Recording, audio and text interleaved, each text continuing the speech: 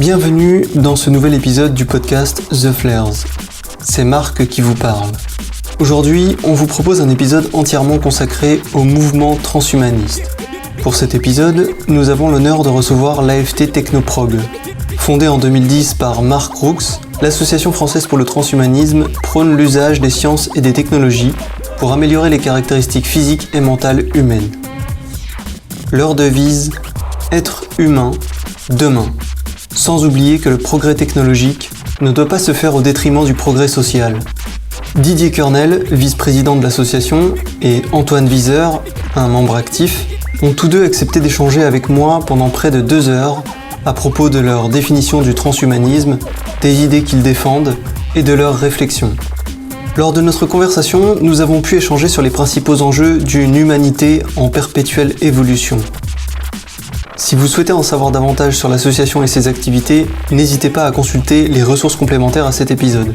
Vous y trouverez leur site officiel, toutes les ressources mentionnées lors de l'échange, ainsi que les livres et créations originales de l'AFT. On vous rappelle que pour un meilleur confort, vous pouvez choisir d'écouter le podcast en tâche de fond si vous êtes sur votre ordinateur ou tablette, ou alors de le télécharger directement sur votre téléphone pour pouvoir l'écouter n'importe où. Il suffit de chercher The Flares sur iTunes ou Podcast Addict ou toute autre application de podcast. Profitez-en pour vous abonner afin de ne pas manquer les prochains épisodes. Si vous avez des suggestions, des remarques ou des interrogations à propos de cet épisode, vous êtes bien entendu libre de les poster en commentaire juste en dessous.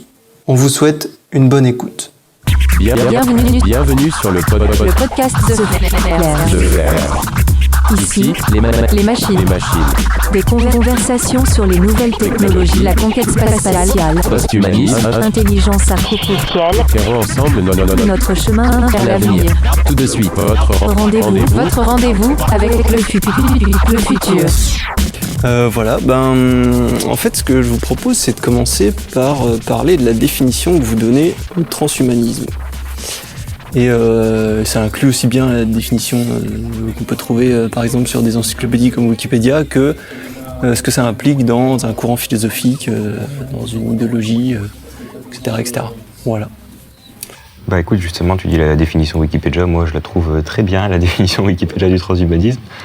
Donc, pour résumer, qui dit qu'en fait c'est l'utilisation des sciences et des techniques pour lutter contre la douleur, le handicap, la maladie, le vieillissement et la mort. Donc c'est tout un programme assez vaste. Pour moi, donc comme tu dis au niveau philosophique, j'ai toujours été transhumaniste en fait dans le fond, et j'ai l'impression que toute l'humanité quasiment a toujours été transhumaniste en fait, parce que finalement lutter contre ce qu'on vient de dire, c'est ce qu'on fait depuis qu'on est des êtres humains. Dès le début, dès le moment où on s'est dit j'ai pas envie de mourir de froid, je vais prendre une peau de bête ou je vais faire du feu, dès qu'on s'est dit pour me battre, c'est plus efficace quand je prends un bâton, dès les premières technologies, on a voulu ne pas être un singe nu dans la savane qui se fait manger par le premier prédateur qui vient, mais on s'est dit parce que on pouvait se projeter, on est la seule espèce qui peut faire ça à ce niveau-là. Et en fait, pour moi, toute l'évolution de l'humanité, alors forcément, quand on est un homme préhistorique, les progrès sont plus limités. Encore que je ne sais pas si finalement on a eu une révolution au niveau technologique aussi importante que la maîtrise du feu depuis qu'on l'a. Mais est-ce que je pense qu'on a une civilisation en fait qui est complètement basée sur ça. Qu'est-ce qu'on ferait sans le feu en fait vraiment pas grand-chose. Et du coup, forcément, je pense que le transhumanisme, on en parle plus maintenant parce que même si ça a plus ou moins traverser l'histoire sans être dit, alors peut-être avec certains inventeurs qui avaient un peu ça en tête, peut-être plus dans l'Antiquité, à la Renaissance, à des moments clés où il y a des gens qui se sont un peu projetés vers ça. Sinon, pourquoi on en parle maintenant? Pour moi, c'est parce qu'on commence à avoir un petit peu les moyens de nos ambitions, en fait. Vraiment, quoi. De se dire, si on veut pouvoir se prendre en main plutôt que de laisser tout au hasard, au destin, à la génétique, etc., on commence à avoir des clés pour pouvoir changer ça. Ok. En fait, ce que tu dis, c'est que pour toi, il commence à être reconnu aujourd'hui parce que la frontière entre fantasme et réalité, elle est de plus en plus fine. Et on commence à percevoir des possibilités. Les contes avant qui étaient peut-être un peu des contes philosophiques, bibliques ou des choses comme ça sur justement des choses qui nous paraissaient complètement hors de portée, ça nous semble plus complètement hors de portée. Ça peut être dans un futur plus ou moins proche, avec plus ou moins d'efforts en temps, en argent à fournir.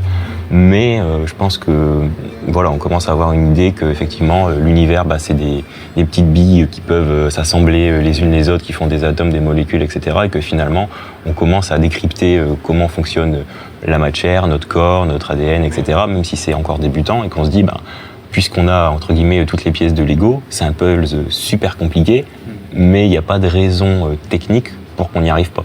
Alors qu'avant, c'était juste que de toute façon, on n'a même aucune idée de comment ça peut se passer, ou alors on en a quelques-unes, mais c'est des trucs mythologiques, et puis voilà, de toute façon on n'a pas de chance, on va se faire foudroyer si on fait pas ça bien, ou si le jeu est pas content, des choses comme ça. Et que maintenant qu'on voit que, on a une idée de à quoi ça ressemble vraiment, on se donne le moyen de comprendre, et du coup on se donne le moyen d'agir en fait. Ouais, c'est vrai qu'on a des connaissances scientifiques qui deviennent de plus en plus fondamentales. Voilà. C'est ça, et je pense qu'on commence à avoir peut-être juste une base encore par rapport à la réalité, c'est sûr, et par rapport à ce qu'on va pouvoir faire. Mais en tout cas, on commence à avoir une base assez solide pour se dire, ça, c'est pas inatteignable. C'est très compliqué, ça va être long, ça va demander de l'argent, on sait pas vraiment comment on va trouver, mais il n'y a pas de raison qu'on n'y arrive pas un jour. Surtout qu'aujourd'hui, il y a énormément de scientifiques, on n'a jamais eu autant de scientifiques. Exactement. Et aussi compétents. Et même de façon générale, on n'a jamais eu un niveau d'éducation pareil dans le monde. Même sur des gens qui sont moins diplômés que des scientifiques, il n'y a jamais eu autant de gens qui savent lire, qui en plus maintenant peuvent se connecter, se mettre en réseau, échanger des idées. Donc ça, c'est super intéressant. Okay. C'est certain que nous avons aujourd'hui un contrôle sur le monde qui est supérieur et sur nous-mêmes qui est supérieur à ce qui n'a jamais été dans l'histoire de l'humanité. Donc ce que nous pouvons envisager, c'est effectivement mettre fin au vieillissement, donc aussi se modifier soi-même par rapport aux capacités intellectuelles ou par rapport tout simplement aux capacités physiques. J'ajouterais aussi qu'il y a une dimension de prise de conscience des risques. Donc souvent quand on parle du transhumanisme, on voit uniquement la vision, les aspects positifs, mais c'est quand même très important aussi, et c'est très important pour les transhumanistes, savoir que,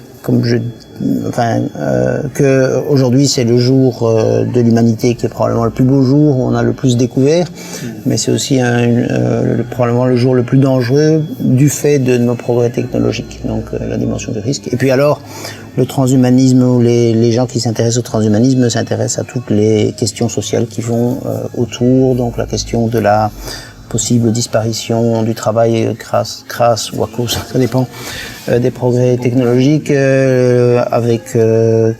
comment est-ce qu'on pourra avoir des revenus alternatifs avec tous les développements liés à l'intelligence artificielle. Voilà. Okay.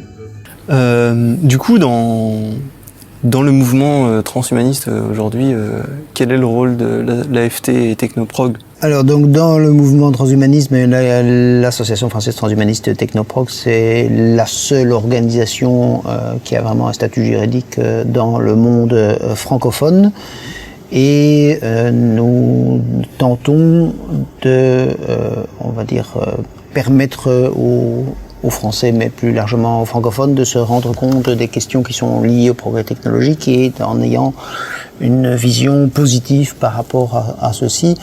Et donc, c'est lancer le débat. Et puis aussi, à l'intérieur de l'association, il y a des gens qui sont eux-mêmes des chercheurs dans le domaine de l'intelligence artificielle, des chercheurs dans d'autres domaines scientifiques. Et par rapport au mouvement, on va dire, transhumaniste international, mais de toute façon, que ce soit en France ou que ce soit dans le monde, c'est des petits groupes d'individus. Et donc moi je suis personnellement membre du conseil d'administration, on va dire le board de Humanity Plus. Là c'est les mêmes, des objectifs similaires mais au niveau international. Et la différence peut-être c'est moins d'accent sur le social, mais en fait même au niveau international la plupart des gens qui s'intéressent à ces questions-là ont un accès, une préoccupation sociale qui est quand même importante. Plus que ce qu'on imagine vu de l'extérieur. J'ai vu sur le site un petit peu de transhumaniste.com que vous avez mis beaucoup d'articles liés à l'éducation du public par rapport au mouvement transhumaniste. Ça, c'est un truc qui m'intéresse beaucoup parce que je me dis, est-ce que vous mettez l'accent sur le côté faut pas en avoir peur ? Je sais pas. Parce que j'avais noté qu'il y avait beaucoup de fausses croyances quand même sur le Oui, donc pour moi, cela reste un mystère insondable que ce qui a été décrit donc par Antoine, ça fasse peur aux gens. Donc surtout les questions de longévité. Et je pense qu'une des raisons inconscientes, mais profondément imprégnées, c'est que aujourd'hui nous savons tous que nous allons mourir de maladies liées au vieillissement, quelles que soient les choses qui se passent si on ne meurt pas d'autre chose. C'est absolument inévitable, mais c'est aussi absolument insoutenable. Et notre cerveau, ce que nous devons faire pour pouvoir rendre cela soutenable, c'est le transformer en quelque chose de globalement positif. Et donc, avoir le monde tel qu'il est aujourd'hui comme étant vu positivement entraîne de voir le monde futur comme étant négatif. Ouais, je comprends. Ton avis là-dessus? Ouais, c'est une question assez vaste et compliquée, mais effectivement, alors par rapport à ce que disait DJ, il y a une petite fable sur Internet, c'est la fable du dragon tyran, qui explique un peu ça. C'est qu'en fait, les gens sont tellement habitués, entre guillemets, à la mort qu'en fait, on a dû trouver des qualités en fait à la mort pour pouvoir l'accepter.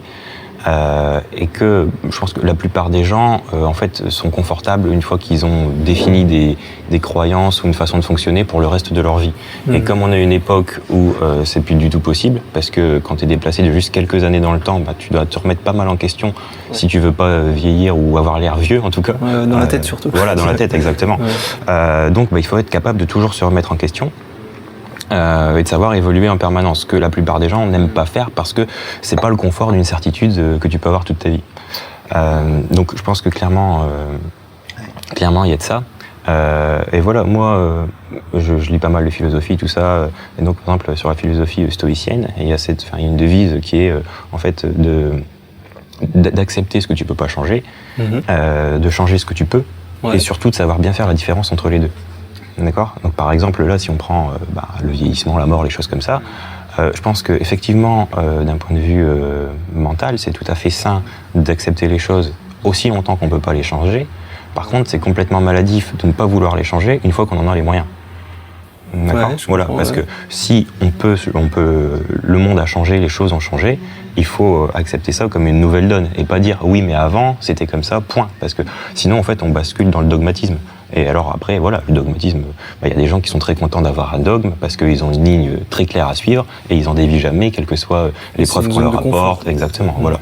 Donc forcément dès que tu as une vision dogmatique, tu dis c'est comme ça, point. Et t'as pas besoin de chercher, entre guillemets. Après, est-ce qu'il n'y a pas aussi, par rapport au transhumanisme, c'est un sujet qui, je trouve, est sur cette frontière entre... c'est délicat de savoir ce qu'on peut changer et ce qu'on ne peut pas changer. Et du coup, j'ai l'impression que le transhumanisme fait partie de ces sujets qui sont pile sur la frontière du... Oui, donc effectivement, mais ça c'est exactement ce qui a été dit maintenant. Aujourd'hui, nous ne pouvons pas changer un certain nombre de choses, et particulièrement pas ce qui concerne les maladies liées au vieillissement. C'est envisageable demain, mais les gens ne veulent pas y réfléchir parce qu'ils sont dans leur système. Et quand je dis ne veulent pas y réfléchir, c'est un mécanisme inconscient. Ça s'appelle la théorie de la gestion de la terreur, ou en anglais il y a aussi le terme mortality salience. Donc c'est vraiment se créer des récits pour accepter, et c'est une bonne chose qu'on se crée des récits pour accepter la mort de vieillesse aujourd'hui, mais par contre c'est une mauvaise chose que ça bloque les changements. Et donc les sociétés ont toujours été comme ont toujours eu des difficultés pour accepter les changements, mais les changements aujourd'hui ils sont beaucoup plus rapides, et donc la phrase qui a été citée, donc c'est la prière de la sérénité.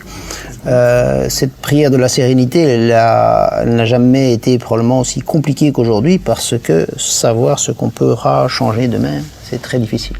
Et savoir ce qu'on pourra changer demain, ça comporte aussi, donc c'est vrai, les progrès technologiques comportent des risques, encore une fois, considérables. Donc la fable du dragon tyran, elle a été écrite par Nick Bostrom, qui est un des fondateurs du transhumanisme. Et ce Nick Bostrom, c'est aussi un des fondateurs, c'est aussi l'auteur d'un livre très connu qui s'appelle le Super Intelligence, et qui montre les risques de l'intelligence artificielle. Donc il y a les aspects positifs et il y a les dangers. Nick Bostrom, il a aussi montré, je crois, 4 ou 5 objections que les gens ont l'habitude d'avoir sur Sûrement. Il y a, la question de la surpopulation, la question de l'ennui, la question. Enfin bon, on peut. Et c'est vrai que sur le site de l'AFT, on passe un certain nombre de temps et d'articles et de vidéos à répondre à ces objections. En fait, en étant toujours dans la même lignée, c'est-à-dire que comme sur beaucoup de domaines, quand c'est du progrès social ou sociétal, c'est que d'un côté, il y a les gens qui disent on veut pas que ça arrive, point, et du coup, on prive tous ceux qui voudraient de la possibilité de l'avoir. Et les transhumanistes ne disent pas nous, on veut obliger tout le monde à faire ceci ou cela. On dit simplement on veut que la possibilité existe pour que ceux qui veulent et qui n'ont pas peur du coup de s'ennuyer, de vivre longtemps, etc., puissent le faire. Et ça n'empêche pas les autres de continuer à vivre comme avant. Donc c'est toujours un peu ce souci qu'on a sur pas mal de thématiques, mais c'est les gens qui veulent empêcher les autres et ceux qui veulent que ce soit possible pour tout le monde, tout en sachant que ceux qui veulent pas ne sont pas obligés.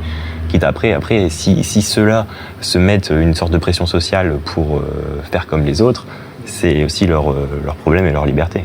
Ouais, je comprends. Mais après, je pense qu'il y a un argument qui revient souvent, c'est celui de la vie est précieuse parce qu'elle est limitée, et du coup on associe l'ennui, on associe le fait que la vie soit presque infinie, idéalement avec le transhumanisme, au fait qu'on s'ennuie. Mais est-ce que c'est vraiment aussi simple que ça ? Pour moi, non, vraiment pas. Cette idée que la vie est ennuyeuse parce qu'elle est limitée. Je veux dire, imaginez que demain on vous dise, vous allez, je sais pas, prenons un exemple tout simple, un restaurant va fermer, vous y allez pour la dernière fois, ça va pas devenir absolument extraordinaire comme dernier repas. De manière générale, on ne saute pas de joie parce qu'on sait que ses parents vont mourir, donc non, vraiment pas. Et la société. Donc ça c'est le premier aspect. En réalité d'ailleurs les gens qui avancent en âge sont plutôt plus heureux que les gens les plus jeunes. C'est pas les gens qui s'ennuient, c'est pas nécessairement non plus des gens plus âgés par rapport à des gens plus jeunes. Et puis en plus de ça,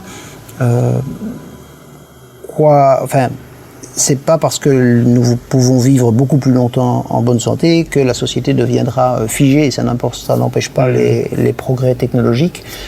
Et cette idée de société figée, la meilleure preuve que c'est une argumentation fausse, c'est que on n'a jamais vécu aussi longtemps dans l'histoire de l'humanité qu'aujourd'hui, et la société n'a jamais été aussi peu figée qu'aujourd'hui.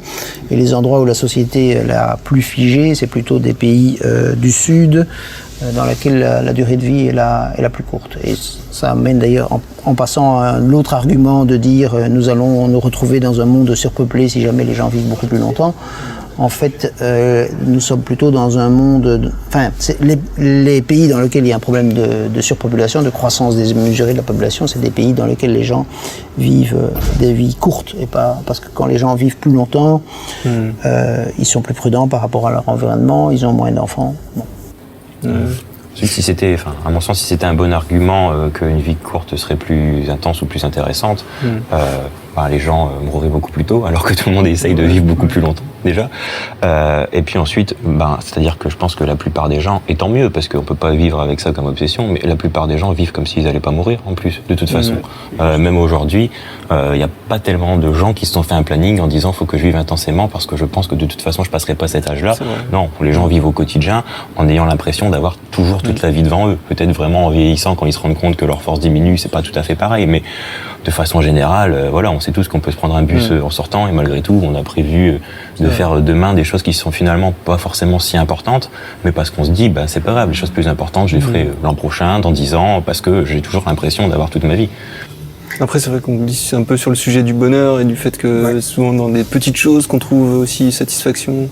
Je pense que tu parles de pas faire forcément des grandes choses au quotidien, mais c'est peut-être aussi...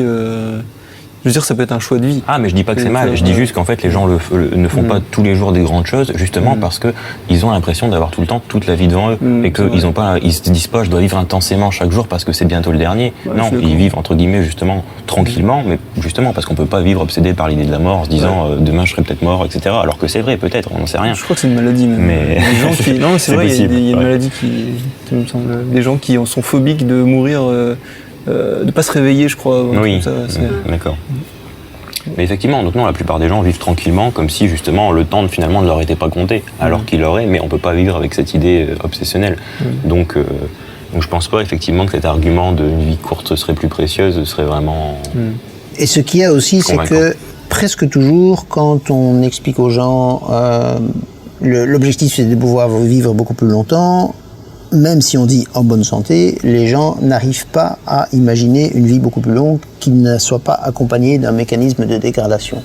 Ils n'arrivent pas à l'imaginer. Donc aujourd'hui, effectivement, il n'y a jamais eu ce découplage, mais ça ne veut pas dire que demain, ça ne va pas se passer. Dans toute l'histoire de l'humanité, sauf les 3 ou 4 derniers siècles, il y a eu 30 à 40% des enfants qui mouraient en bas âge. Dans toute l'histoire de l'humanité, sauf les 2 ou 3 derniers millénaires, beaucoup de gens mouraient de faim. Ça ne se passe absolument plus. Aujourd'hui, nous avons vaincu la plupart des maladies, la plupart des causes de mortalité, l'immense majorité des causes de mortalité, sauf celles liées au vieillissement. Donc c'est là que se trouve le dernier obstacle scientifique fort par rapport à une vie beaucoup plus heureuse et plus longue. Et si on y arrive, ce sera à la fois une vie plus longue, mais sans difficulté de santé, donc sans le mécanisme de sénescence. Là, encore une fois, les gens n'arrivent pas à l'imaginer sans cela, alors qu'il y a même déjà aujourd'hui des êtres vivants comme certaines espèces d'arbres qui peuvent vivre à peu près sans limitation de durée, en tout cas pendant des millénaires, et puis il y a des espèces animales, même s'il n'y en a pas beaucoup, mais qui vivent déjà plus longtemps que les êtres humains. Baleine bleue peut vivre 2 siècles, les tortues, les fameuses tortues des Galapagos. Qui ont des capacités de régénération très intéressantes. Il y a une méduse notamment qui peut faire rajeunir ses cellules, il y a l'axolote qui est capable de maintenir un certain temps son état jeune. Voilà, il y a pas mal de choses à étudier. Le rat taupe nu qui vit... qui est un rat mais qui vit genre 10 fois plus longtemps qu'un rat normal parce qu'il a des mécanismes très spécifiques. Donc clairement dans la nature, il n'y a aucune raison de penser qu'on ne peut pas trouver la clé de certains mécanismes sur le vieillissement. Ouais. Mais ce sera très compliqué quand même. Oui, voilà. Je veux quand même pas, mais ce sera très compliqué parce qu'en fait, c'est peut-être du côté de la difficulté, autant donc pour les plantes, il y a un certain nombre d'organismes qui peuvent vivre sans limitation de durée. Pour les animaux, probablement qu'il n'y en a aucun qui peut vraiment vivre sans aucune limitation. Même sans viser la non-limitation, déjà, si on visait x2, x3, et toujours évidemment, comme disait DJ, en bonne santé, ça n'a pas d'intérêt pour nous autrement. Surtout que ça, c'est déjà des mécanismes qu'on peut observer dans notre propre organisme de capacité de régénération. À un certain niveau, voilà, qu'on ne comprend pas forcément encore correctement, mais en tout cas, voilà, c'est ce que je disais tout à l'heure, on a des pistes, on a des idées, on commence à comprendre comment les choses marchent, donc on peut se projeter un petit peu et se dire, c'est pas une utopie totale, ça peut se faire, mais voilà, c'est sûr que ça sera long, difficile, et que raison de plus d'y mettre les moyens rapidement. Oui, c'est vrai. Donc c'est une magnifique transition, puisque j'allais justement vous demander pourquoi il y a tant de gens qui pensent, qui associent si facilement le vieillissement au fait d'avoir une vie plus longue. Parce que je crois avoir vu un article sur votre site justement qui parlait du fait que c'est pas parce qu'on vit plus longtemps qu'on vit dans la souffrance et qu'on vit dans dégradé, quoi. Non, c'est vraiment donc l'objectif quasiment tous les transhumanistes sont des longévitistes. Il y a des longévitistes qui ne sont pas des transhumanistes, mais pour tous ceux qui s'intéressent à ces prolongations de vie, il s'agit évidemment d'une vie en bonne santé. De toute façon, quand on réalise des choses qui permettent une vie plus longue, ça comprend toujours une partie de vie en bonne santé.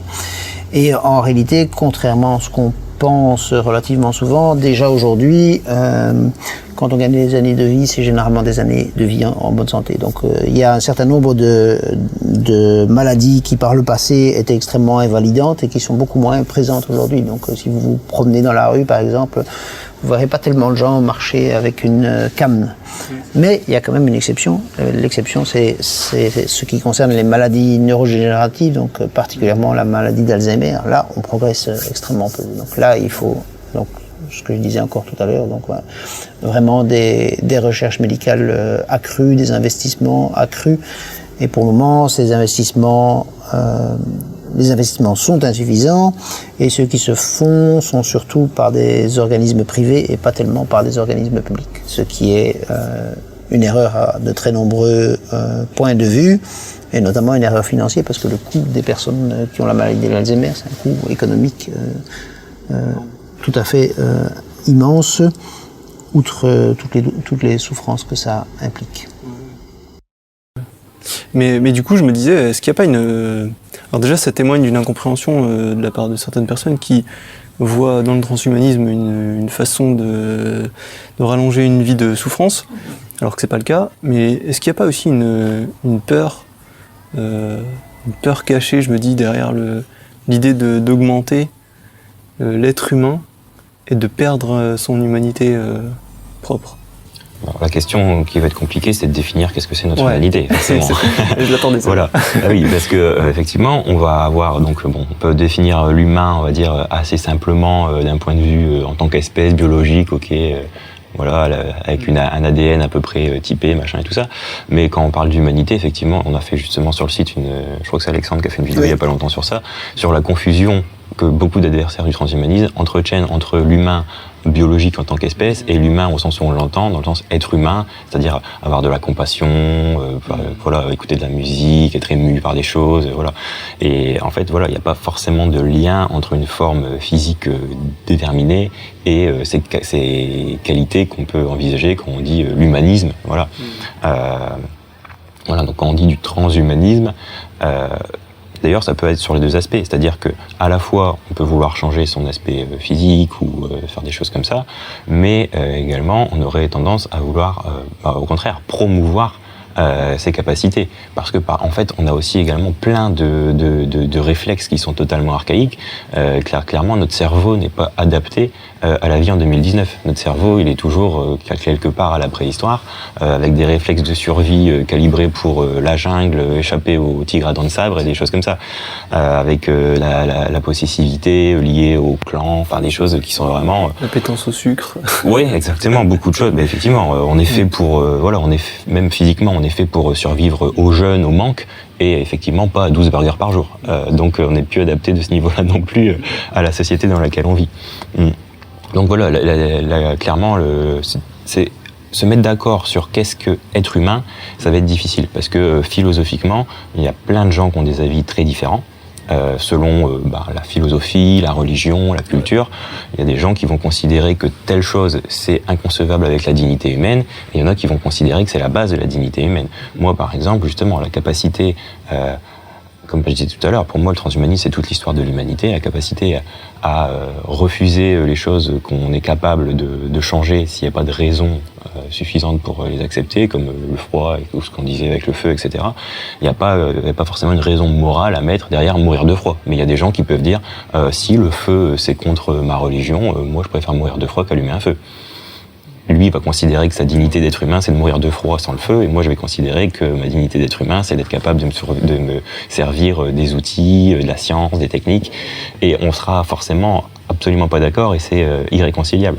La bonne solution, ce serait que chacun puisse vivre sa façon d'être humain comme il l'entend. Et qu'il n'y en ait aucun des deux qui essaye d'imposer à l'autre en disant « ça, t'as pas le droit de le faire parce que ça, pour moi, c'est pas être humain. » Oui, mais fais ce que tu veux dans ton coin, je fais ce que je veux dans le mien, et vivons en paix, mais c'est pareil. Ce qui n'est pas aussi, ce qui n'est pas impossible d'ailleurs, aux États-Unis, il y a les fameuses communautés d'Amish. Oui. La société, les sociétés telles qu'elles fonctionnent aujourd'hui autorisent une diversité qui est beaucoup plus importante que ce qui était possible par le passé. Mais pour revenir aussi à la question vraiment, je pense que les gens effectivement ont peur, nous avons tous à la fois une attirance et une peur par rapport au changement. C'est tout le monde. Et une des frontières, c'est lorsque le changement est perçu comme imposé, il est évidemment plus effrayant, et lorsque le changement est perçu comme choisi, il est moins effrayant. Mais ce qu'il y a aussi, c'est qu'il y a beaucoup de choses qui, a posteriori, apparaissent comme des changements, on va dire, évidents et non disruptifs, qui au moment où ils arrivent, sont profondément disruptifs. Moi, qui suis le plus vieux des trois. Ici, je suis suffisamment vieux pour souvenir du monde sans téléphone mobile. Et je veux dire, si au moment où les téléphones mobiles sont apparus, si on m'avait expliqué que je vivrais dans un monde dans lequel j'aurais accès à plus de connaissances que n'importe qui auparavant dans l'histoire de l'humanité directement dans ma poche, mais aussi que n'importe quelle, on va dire, personne pourrait me suivre, savoir où je suis, ça m'aurait à la fois fait peur, fasciné, et j'aurais imaginé que je serais devenu totalement différent. Mais en fait, nous ne sommes pas tellement différents aujourd'hui d'avant la création des téléphones mobiles. Et donc, pour reprendre la question la plus importante pour beaucoup de transhumanistes, et la question la plus importante pour moi, celle de la longévité. Si après-demain, les femmes et les hommes peuvent choisir de ne pas avoir de mécanisme de vieillissement, ça ne fera pas un monde tellement différent du monde d'aujourd'hui, sauf que les gens seront plus prudents par rapport au futur, parce qu'ils sauront qu'ils sont là pour beaucoup plus longtemps, sauf que les gens auront probablement moins d'enfants, mais ça ne fera pas un monde totalement différent. D'ailleurs, il y a un film de science-fiction dont le nom m'échappe maintenant, dans lequel les gens sont censés avoir le même aspect physique quel que soit leur âge. Et ce qui est, je trouve, curieux dans ce film, c'est une fois qu'on est rentré dans le film, on sent que certains personnages sont des personnages plus âgés que d'autres, alors qu'ils ont exactement le même aspect physique. Je crois que c'est Time Out. Time Out, voilà, oui, merci. Donc le film Time Out, pour moi, c'est un film qui n'est pas le meilleur film de science-fiction de tous les temps. Mais pour cet aspect-là, il est extrêmement intéressant. Donc, c'est pas parce que nous avons le même aspect physique que nous n'aurons pas toutes sortes de signes distinctifs, et donc notamment les tranches d'âge disparaîtraient.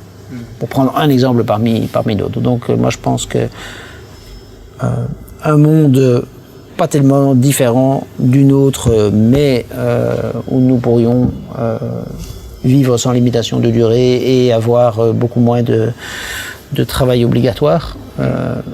C'est envisageable, positif, et que quand on y sera, si on y arrive, on n'aura pas l'impression d'être différent, on aura simplement l'impression d'être globalement mieux. Après, je pense que pour venir à la base de ma question, je pense que la question de l'humanité, c'est une question philosophique qui est un peu au même niveau, selon moi, que la question de la conscience avec l'intelligence artificielle. Oui. C'est difficile de poser des limites, des frontières, des règles, finalement, là-dessus, quoi. Même si on est en partie déterminé, c'est plus un choix de voir les choses d'une certaine façon que d'une autre. Et il n'y en a pas forcément un qui a raison sur l'autre. Totalement. Mais ça n'empêche qu'on a chacun une certaine affinité avec une vision de ce que c'est la dignité humaine. Moi, j'ai en tête une citation, c'est Pic de la Mirandole, je me souviens plus exactement des mots, mais en gros qui dit que justement que Dieu a mis l'homme au centre du monde en le faisant ni vraiment terrestre, ni vraiment céleste, mais qu'il l'a fait ingénieur pour qu'il puisse achever lui-même sa propre forme comme il l'entend.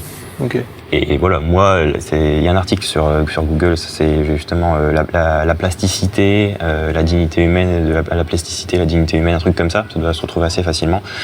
Et justement, voilà, pour moi, la dignité humaine, ce serait plus dans la plasticité, le fait de pouvoir justement agir sur soi, réfléchir, se comprendre, se modifier. Et il y a des gens pour qui ça va être justement quelque chose de totalement différent, de je suis d'une certaine façon, il faut surtout rien changer. C'est forcément incompatible, mais ça n'empêche pas de vivre chacun sa vision des choses dans la même société, à condition de se respecter l'un l'autre.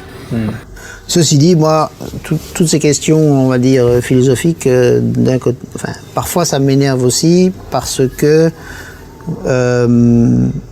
parmi les choses qui font pas l'unanimité, mais en tout cas un très large consensus, c'est que les femmes et les hommes qui sont aujourd'hui vivants ont droit au respect, ont droit à un traitement correct et ont droit à un mode de vie le plus confortable possible si elles le souhaitent, et qu'aujourd'hui, dans un pays comme la France et même globalement dans la totalité de la planète, la première cause de souffrance, ce sont les maladies liées au vieillissement. Donc si on considère que le fait d'avoir une vie en bonne santé, c'est un droit de l'homme fondamental, et c'est dans la Déclaration universelle des droits de l'homme, etc., le droit à la santé, le droit...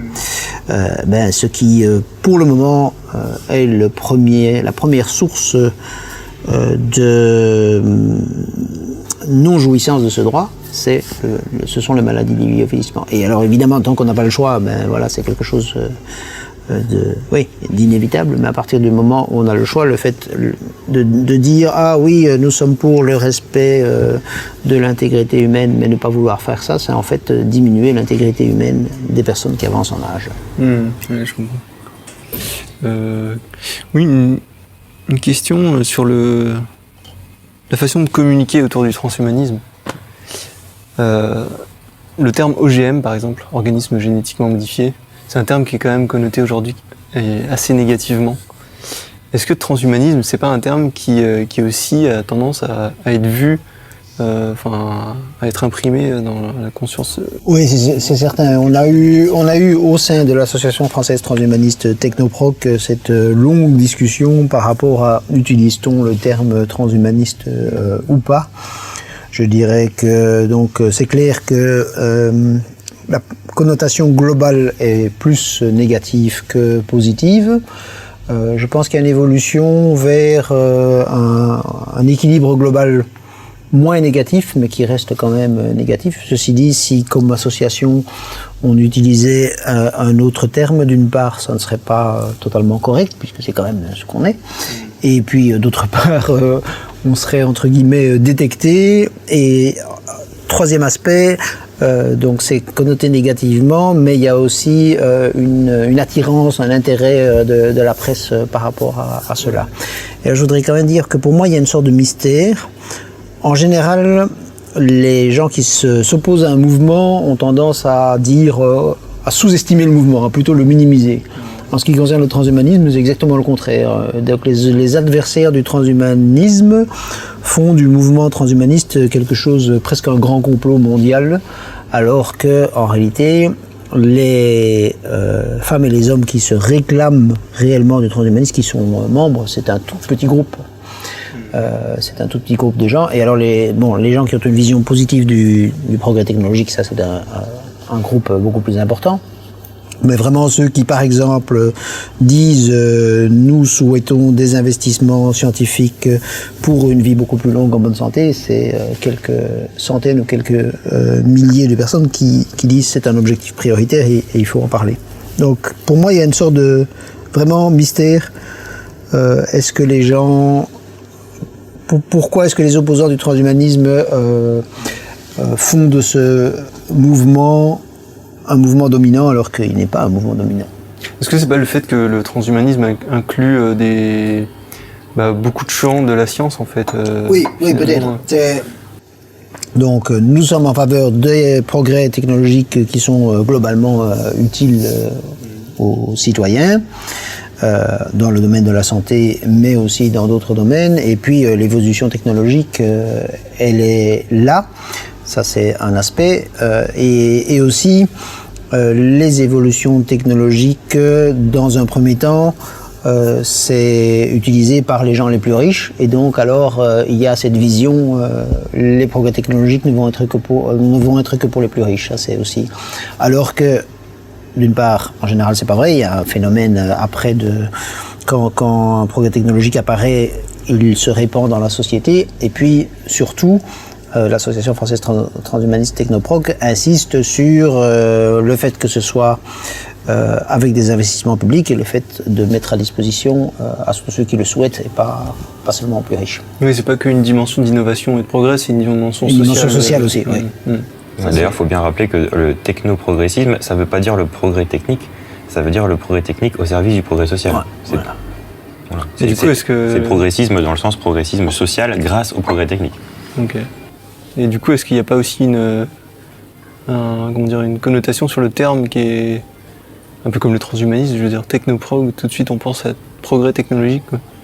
C'est parce qu'il faut lire un peu plus en détail la page et puis notamment la déclaration transhumaniste où justement tout ça est bien expliqué. Après, c'est sûr que Je parle surtout en termes de communication. Oui, alors c'est sûr que d'un point de vue communication, c'est pareil, effectivement, est-ce qu'on utilise ce mot ou pas? En tant qu'association, je pense que c'est nécessaire parce que c'est ce qu'on est, il faut bien le faire. Après, personnellement, je me rends compte que dans des conversations, on peut présenter à quelqu'un un programme, entre guillemets, hyper transhumaniste, et il va dire ah ouais super, effectivement j'ai pas envie d'être malade, je veux avoir un nouveau cœur si je fais une crise cardiaque, etc. Et au moment où on lui dit c'est transhumaniste, quoi, enfin j'exagère un peu le trait, mais effectivement on va présenter aux gens les progrès de la science, les avancées de la médecine, ils sont tous super emballés, et si on met transhumanisme, ah non mais ça bon, alors que c'est surtout une question d'a priori. Parfois on est aussi desservi par le fait que comme c'est pas un mouvement qui est forcément qui a une certaine liberté, ça a du bon, mais parfois aussi on a un transhumaniste qui se revendique transhumaniste et qui a tout à fait le droit, mais qui va défendre un point de vue particulier sur un sujet particulier, qui n'est pas forcément le point de vue de la plupart des transhumanistes, mais pour peu que ça fasse les gros titres de la presse, on va dire regardez les transhumanistes. Non, il y en a un qui dit ça, il n'a pas demandé l'avis des autres, enfin pas forcément. Bon, voilà. Vous pouvez le citer si vous voulez. Je vise personne, mais non, mais ça peut être, sur divers sujets, on peut avoir ce genre de choses. Et peut-être, donc la presse, mais ça n'est pas spécifique au transhumanisme, c'est pour tout, mais donc la presse s'intéresse au plus spectaculaire, donc faire un avis nuancé, nous sommes en faveur des progrès technologiques, mais nous sommes aussi conscients qu'il y a des risques considérables, la presse, elle va prendre soit pour les progrès technologiques, soit nous risquons la fin du monde, mais c'est rare que... D'ailleurs, c'est assez caractéristique toujours pour ce qui concerne la longévité. Le nombre d'articles qui paraissent dans la presse, même dans la presse dite de qualité, qui exagèrent totalement certains progrès certaines recherches scientifiques en mettant... nous avons peut-être trouvé la pilule de la longévité, des choses comme ça. Il y en a beaucoup. Hein, ou alors, pour jouer sur une autre émotion, moi, je déteste dans beaucoup de revues de vulgarisation scientifique ou des choses comme ça, le nombre d'articles qui commencent par « faut-il avoir peur d'eux ?» Et alors ça, c'est vraiment, je veux dire, déjà, on est censé s'adresser à un public du coup plutôt scientifique, mais même simplement, si on s'adresse à des citoyens éclairés, le but, c'est de discuter, de réfléchir. Donc de base, on commence pas une discussion en se basant sur un affect et encore moins sur la peur. Enfin, c'est vraiment le contraire de ce qu'il faut faire pour bien réfléchir. Donc que la réponse soit oui ou non, dans tous les cas, pour moi, la question est mauvaise. C'est pas faut-il avoir peur, c'est quels sont les avantages, les inconvénients, les points positifs, et s'il y a des risques, comment on les maîtrise. Mais faut-il avoir peur, on dit ça à un enfant de 5 ans, quoi. C'est pas du tout pour s'adresser à la partie adulte du cerveau des gens, quoi. Oui, après je pense qu'il y a des formules de titres qui marchent bien et qui ont été testées. Vendre, quoi. Mais du coup, voilà, ça fait vendre, ça fait du chiffre, mais c'est pas au service du débat éclairé, scientifique, citoyen, comme on voudrait qu'il soit, quoi. Ouais, ça sort un peu du sujet, mais en fait, les journalistes eux-mêmes ne choisissent pas les titres des articles, il faut savoir, comme les auteurs de livres ne choisissent pas, ou alors c'est très difficile, le titre de leur livre, en fait, la partie la plus importante, et celle qui restera, et même qui restera très souvent dans l'esprit de gens qui n'ont même pas lu l'article, c'est le titre. Ça fait partie. Il suffit de voir le nombre de gens qui commentent un article sur les réseaux sociaux, juste en fonction du titre et pas en ayant lu l'article. Ouais. C'est exactement ça. On s'en rend bien compte. Oui, on connaît bien. Ça nous a arrivé à tous. Alors là, j'ai une question assez longue, je vais quand même la lire pour que ce soit clair, mais je pense qu'on va retomber un petit peu sur le même sujet que tout à l'heure avec la question de l'humanité et de la conscience pour l'intelligence artificielle. Et la question de l'éthique liée à la technologie, elle est toujours extrêmement compliquée et c'est d'autant plus vrai aujourd'hui avec le génie génétique, l'IA, la bionique. Donc le problème, c'est que certaines régions du monde n'ont pas les mêmes procédures éthiques et pourraient accélérer certaines recherches sans forcément prendre les mesures de sécurité nécessaires. Vous, est-ce que vous êtes pour une sorte de régulation internationale sur les disciplines infotech, biotech Donc, oui, c'est une question extrêmement complexe parce que, il y a l'expression fausse, mais utilisons-la d'abord, on n'arrête pas le progrès. Donc, ce que disait un membre malheureusement décédé de l'association, David Latapi, c'était on n'arrête pas le progrès, mais on peut le canaliser. Donc, en décidant les domaines dans lesquels on fait les recherches les plus importantes, on peut quand même avoir un certain impact et indirectement ralentir les autres recherches. Ça, c'est la première dimension. Il n'empêche que c'est extrêmement difficile, par exemple, d'empêcher la Chine de faire des recherches technologiques pour contrôler ses populations. Ça, c'est bon. Mais plusieurs aspects à ça. Donc, à l'association, on insiste particulièrement pour qu'il y ait des investissements publics. Ces investissements publics, ça comprend les investissements, enfin les recherches, on va dire, positives vers des choses à découvrir, mais aussi les examens des risques. Ça, c'est la première dimension. Et donc, oui, ça veut dire que un environnement international qui tient compte de cela est extrêmement important. Voilà, avec donc encore une fois la limite que c'est pas possible de contrôler les autres États. Comment dire ? C'est quand même important de se dire que, contrairement à ce qu'on pense parfois, la France, par exemple, est fort avancée dans le domaine de l'intelligence artificielle, le Canada et puis les États-Unis. Donc, c'est pas des États qui n'ont aucune règle éthique. Et donc, ces États-là, et donc, encore une fois, notamment la France, contrairement à ce qu'on pense parfois, ces États-là ont un rôle à jouer. Et plus les investissements publics seront importants, plus ce rôle à jouer sera important. Après, c'est compliqué de se comparer par rapport à d'autres pays. Parce qu'il y a certains pays qui restent quand même relativement opaques par rapport. Oui, bien sûr. En tout cas, on peut être sûr qu'ils n'ont pas encore d'intelligence artificielle forte qui est capable de contrôler le reste. Mais sinon, pour le reste, c'est sûr qu'un environnement international qui converge vers des normes, c'est toujours plutôt positif. Après, il faut encore que c'est quelque chose qui me semble très difficile dans le sens où ça peut pas être contraignant. Ou très difficilement, pour aller contraindre la Chine à respecter quelque chose qu'elle ne veut pas, on va quand même avoir un petit peu de mal. Donc ça, c'est sûr que voilà, à partir du moment où même si quasiment tous les pays signent un traité, et encore faut-il qu'ils le respectent pas seulement sur la scène publique, mais aussi dans leur labo de recherche, c'est une chose. Et puis quand il y en a qui le signeront pas, pour leur imposer ces normes-là, ça va être très compliqué. Donc effectivement, je pense que de toute façon, les problèmes d'éthique, même si c'est sur l'intelligence artificielle, c'est jamais un problème d'intelligence artificielle, c'est un problème d'éthique humaine, de toute façon. Donc c'est toujours les valeurs que les humains vont défendre ou appliquer qui vont forcément poser problème ou pas. Donc je pense que c'est plus simple. Enfin simple, je sais pas si c'est le mot, mais en tout cas, je pense que c'est quand même une chose que de continuer la recherche, même dans un domaine que nous, on voudrait pas utiliser, mais pour avoir la connaissance et pouvoir s'en servir ou pas une fois qu'on l'a choisi, parce que si on s'organise pas, on va juste subir en fait. Parce que quand nous, on aura dit, nous, on veut pas y toucher parce que c'est contre nos principes, ok, mais que le voisin l'aura fait et que du coup, on sera complètement submergé parce qu'on saura même pas en fait.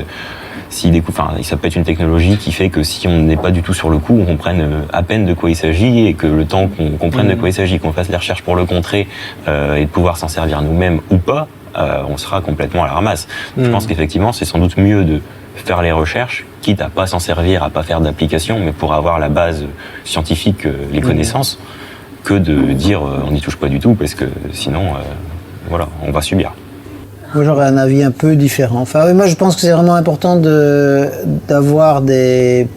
choisir des priorités, d'investir le plus possible là-dedans, et alors d'espérer, même si ça n'est pas, certain, mais qu'il y ait un phénomène, on va dire, boule de neige, dans les directions qui sont les plus utiles collectivement. Après, c'est un domaine extrêmement complexe. Pour tous les exemples qui ont été donnés par Antoine, parce que aussi il y a des choses on ne sait pas vraiment ce qui se passe réellement, et parce que le domaine le plus sensible là, c'est même pas les questions éthiques, c'est les questions de la recherche militaire qui pourrait progresser de manière considérable et être beaucoup plus dangereux. C'est même plus des questions éthiques, c'est des questions de ce qu'on appelle les risques existentiels. Donc le fait d'avoir des moyens militaires qui pourraient détruire l'humanité, qu'on a déjà aujourd'hui, puisqu'on a déjà l'arme nucléaire. Après là, ça va au-delà du transhumanisme. Ça va au-delà du transhumanisme, oui. Ouais. Il y a des risques beaucoup plus grands qu'un soldat augmenté, je pense. Oui, je pense que le soldat augmenté, ça c'est plutôt de l'ordre du fantasme ou de... parce que, aujourd'hui, il pourrait y avoir une guerre nucléaire déclenchée avec les moyens qui existent déjà depuis quelques décennies. Et ce risque-là, il est toujours présent. Donc, oui. Puis encore une fois, je reviens, mais augmenter, qu'est-ce que ça veut dire? Parce que depuis quand les soldats sont-ils augmentés? Oui, c'est clair. Voilà, à partir du moment où tu as ne serait-ce qu'un casque, une épée, et que quand on tire une flèche dessus, ça rebondit au lieu de te tuer, je trouve que c'est déjà pas mal comme augmentation. C'est un début, mais en fait, les soldats ont toujours été, à mon avis, les plus augmentés de la population, peut-être, parce que dès le début, c'est eux qui ont dû survivre dans les conditions les plus hostiles. Je pense que depuis, de toute façon, il y a pas mal d'époques où c'est justement la recherche militaire qui a après passé dans le civil, plus ou moins indirectement. Et puis les guerres, c'est aussi pas mal des périodes d'innovation technologique. Quand tu regardes, alors, la Première ou la Deuxième Guerre mondiale, il y a eu en même temps, alors après évidemment dans les conditions éthiques qu'on connaît, ça c'est pas le... Mais forcément quand les gens se battent, c'est à ce moment-là où ils sont peut-être le plus productifs pour trouver des moyens pour survivre ou tuer l'autre, même si c'est pas très réjouissant. Exactement. Ça répond bien à la question. Il y a des chercheurs en neurosciences que je ne citerai pas, après si vous les reconnaissez, vous pouvez les citer, mais je vous laisse le choix, qui ont mentionné que le transhumanisme pouvait être une vaste imposture. Ah oui. Eux, leur argument, c'est de dire que en fait, tous les champs de la science et des évolutions technologiques qui sont, sur lesquels repose le transhumanisme n'évoluent pas assez vite pour que les fantasmes promus par le transhumanisme puissent se réaliser et devenir réalité. Voilà. Alors, je sais pas où est-ce qu'il faut mettre le curseur. La question, c'est déjà pas assez vite par rapport à quoi et dans quel délai, et puis avec quels moyens de recherche. Justement, on milite pour qu'il y en ait plus, c'est parce qu'on est assez d'accord avec eux peut-être sur le fait que ça va pas assez vite. Après, en fait, ce qui est marrant, c'est qu'on a deux types d'opposants. On a ceux qui disent le transhumanisme c'est terrible, il faut tout arrêter parce qu'on est déjà beaucoup trop loin. Et puis on a ceux qui disent en fait le transhumanisme c'est même pas, enfin ça devrait même pas être la peine d'en parler vu que c'est qu'une vaste imposture, mais on va quand même faire un article dessus pour dire que c'est une vaste imposture. Non, mais c'est vrai que du coup c'est assez marrant parce qu'on a les deux. Et en fait, ce que dit aussi Alexandre, il nous a fait une vidéo sur ça il y a pas longtemps, c'est en termes de probabilité, on a tendance à raisonner. Alors, il disait, est-ce que le transhumanisme est scientifique, dans le sens où est-ce qu'on peut faire des essais randomisés, comparés dessus? Non, comme sur le futur de l'intelligence artificielle. Lui, il propose d'analyser ça plutôt sous la probabilité que ça arrive, et si ça arrive, quel impact ça a. Donc par exemple, l'intelligence artificielle forte, la probabilité pour l'instant est assez faible. Au moment où ça arrive, ça a des conséquences assez dramatiques. Donc effectivement, c'est peut-être pas scientifique dans le sens où on peut pas faire la comparaison. On prend une situation où ça arrive, une situation où ça arrive pas, on fait les essais randomisés pour voir, on mesure la différence. Par contre, on doit intellectuellement au moins se préparer et savoir anticiper les choses. Et le transhumanisme, c'est pareil. Effectivement, on peut pas forcément donner... alors, il y en a qui se lancent à donner des dates ou des choses comme ça. C'est pas tellement la philosophie dans l'association. Donc, nous, c'est fixer une direction. C'est pas dire en 2050, on aura tel truc, tel truc, tel truc. On sait pas, effectivement. Mais tout progrès est bon à prendre dans le champ scientifique. Et effectivement, on n'y arrivera pas si on met pas de moyens et si tout le monde dit c'est perdu d'avance. C'est sûr qu'on n'arrête pas de progresser à une certaine vitesse. Donc nous, on va pas se lancer sur dire en l'an machin, il y aura un homme qui vivra 200 ans avec un cerveau qui fera ci, qui fera ça. Mais c'est globalement, on pense que c'est possible et on pense que c'est souhaitable. On va pas donner de délai, mais si c'est possible et souhaitable, à ce moment-là, il faut mettre les moyens. Oui, pour continuer dans cette direction, donc c'est vrai qu'il y a un certain nombre de transhumanistes, Rick Kurzweil étant le plus connu, qui ont une vision, on va dire, relativement mécaniste des évolutions qui vont se passer. Pour lui, donc, l'augmentation de la puissance informatique qui fait, qui suit d'ailleurs d'autres augmentations on va dire, de toutes les capacités de gestion des informations, c'est une augmentation exponentielle qu'on peut à peu près, qui doit se terminer par ce qu'il appelle la singularité, donc un moment où l'intelligence artificielle dépasse l'intelligence humaine et s'entretient elle-même, et donc arrive à quelque chose qui est aujourd'hui inimaginable.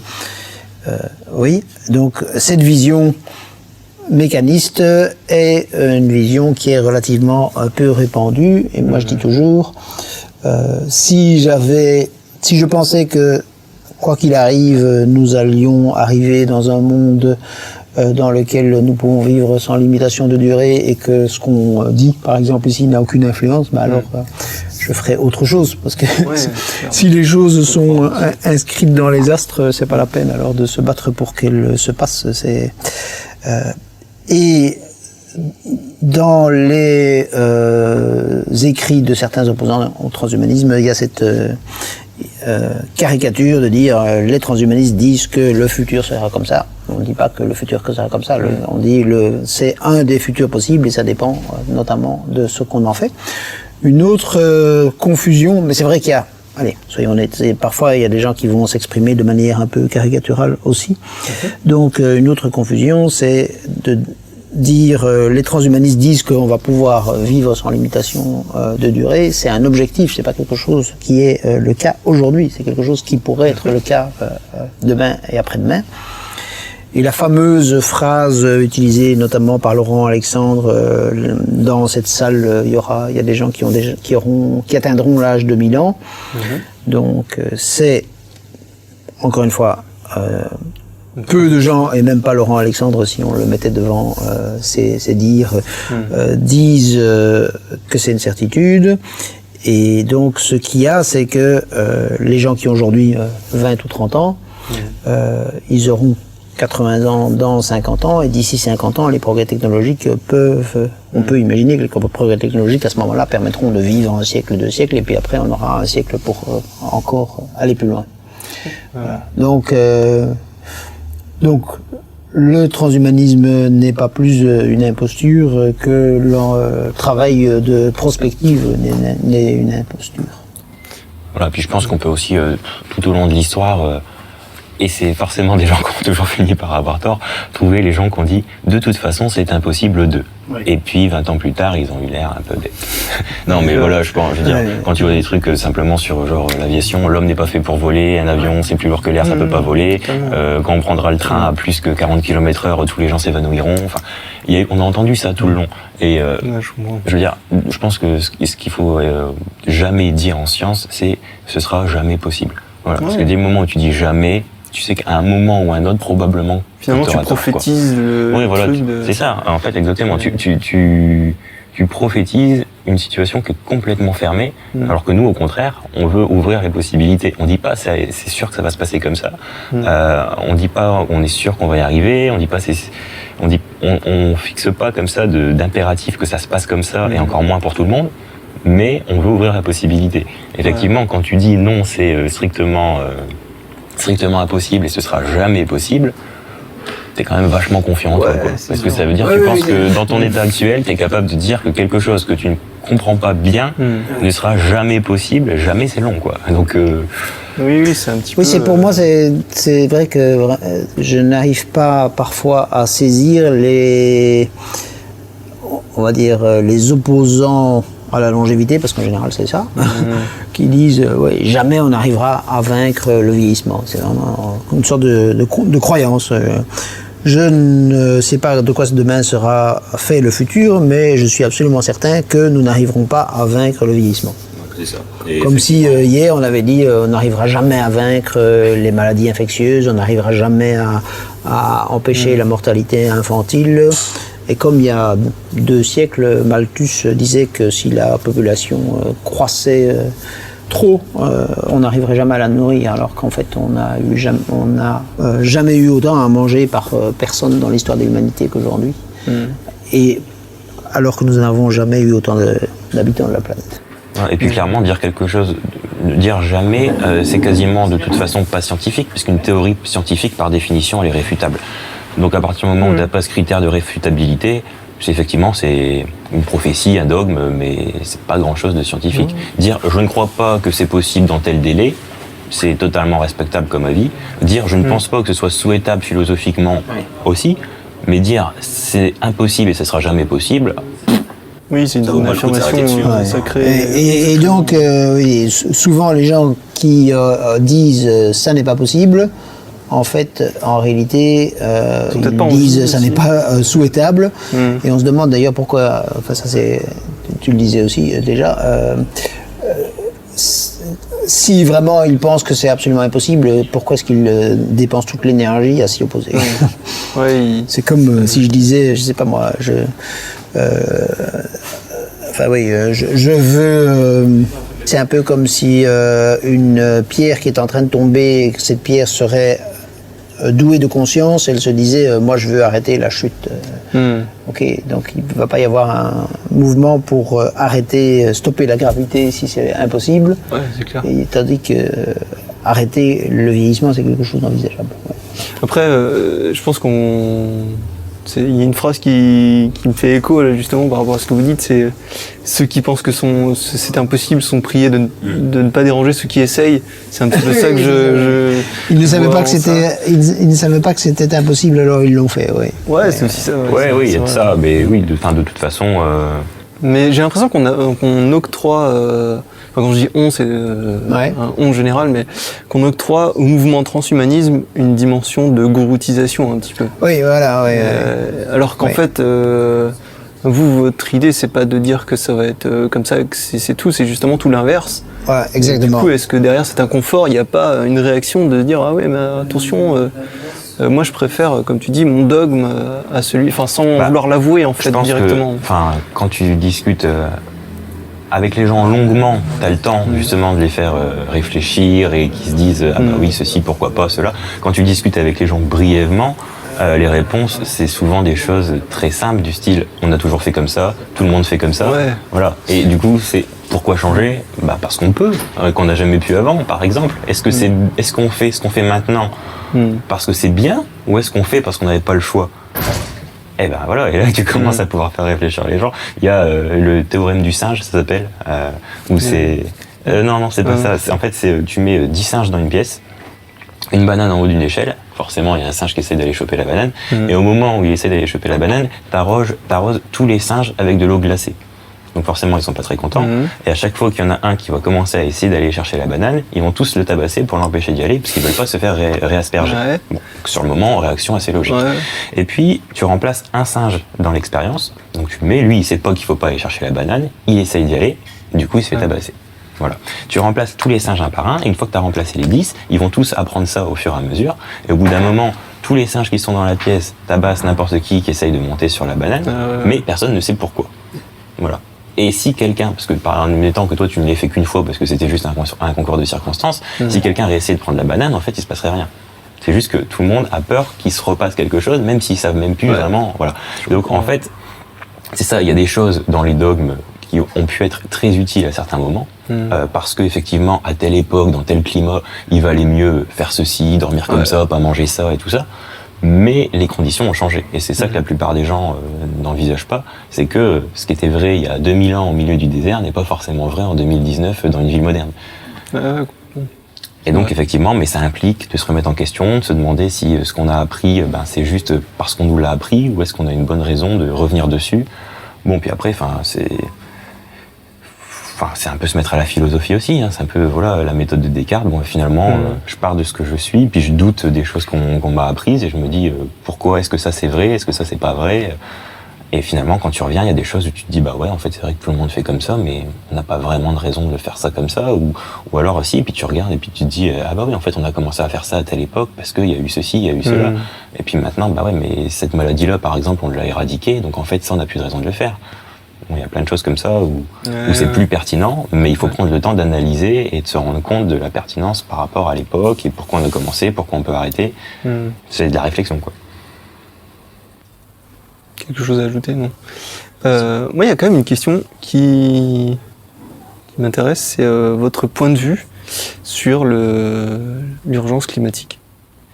Le fait qu'on puisse devenir potentiellement tous, peut-être pas immortels, mais disons... Immortel, donc je préfère utiliser le terme immortel. Mais donc, pour commencer, pas répéter ce que j'ai dit, pour moi, c'est clair que si nous pouvions interrompre les mécanismes de vieillissement, à ce moment-là, les gens sauront qu'ils ont labordé pour beaucoup plus longtemps et donc seront plus attentifs à l'environnement. Mais ça, c'est une première réflexion générale. Après, la question du réchauffement climatique, donc il n'y a pas, contrairement à ce que certains penseront de négationnistes du changement climatique à l'Association française transhumaniste, ni d'ailleurs dans le mouvement transhumaniste, je pense.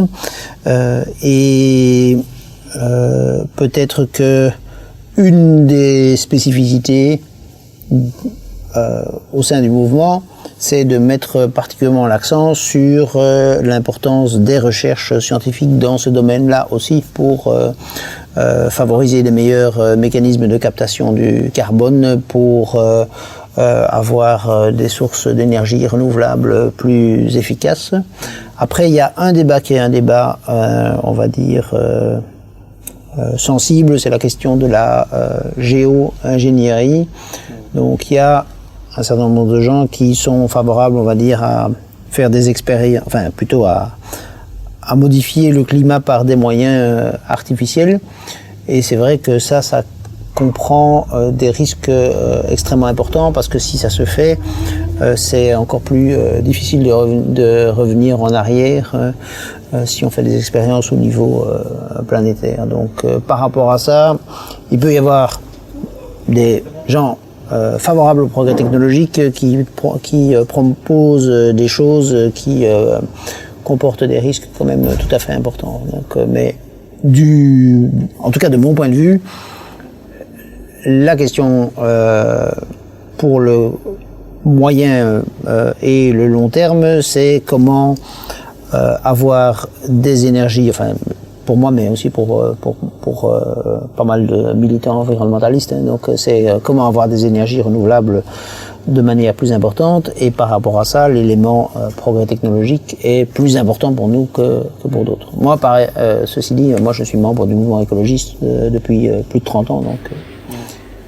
Ouais, pour revenir un peu rapidement sur la géo-ingénierie, il faut dire qu'en fait la géo-ingénierie, on est déjà en plein dedans, parce qu'en fait balancer tout ce qu'on fait dans l'atmosphère, c'est de la géo-ingénierie, sauf qu'en fait c'est pas dirigé, c'est pas voulu, voilà, et on sait pas ce que ça va donner. Donc c'est déjà un gros problème, parce qu'en fait éthiquement la géo-ingénierie, on n'en a pas discuté, mais on est quand même déjà bien commencé à la faire, et pas du tout dans le genre qui nous arrange.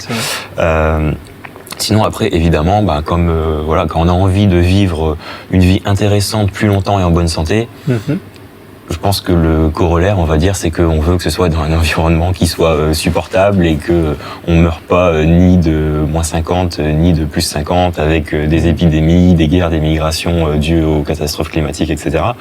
Donc je pense qu'effectivement... Tu penses qu'on y pense moins, là, maintenant ? Comment ça ? En étant mortel, de dire, tu penses qu'on est moins conscient de ça ? Non, ça je suis pas sûr. Parce que comme je disais tout à l'heure, j'ai l'impression que les gens, pour l'instant, en tout cas la plupart des gens vivent au jour le jour, et que il y a pas mal de théories sur ça au niveau psychologique, sur le fait qu'une catastrophe annoncée comme ça, qui est un peu sournoise et qui peut se déclencher d'un coup, les gens n'arrivent pas à percevoir le danger de toute façon. Et je suis pas sûr que longévité ou pas, ça changerait quelque chose sur la psychologie des gens. Mais ça c'est vraiment ce que je pense comme ça sur le moment. Mais effectivement, je pense que tu vois un incendie devant toi, tu comprends que ça va pas. On te dit sur le long terme, la température va doucement se réchauffer, ou pas doucement, mais ça sera d'un coup. Et pour l'instant, tu vas pas voir la différence. Mais ce sera quand ce sera trop tard que tu la verras.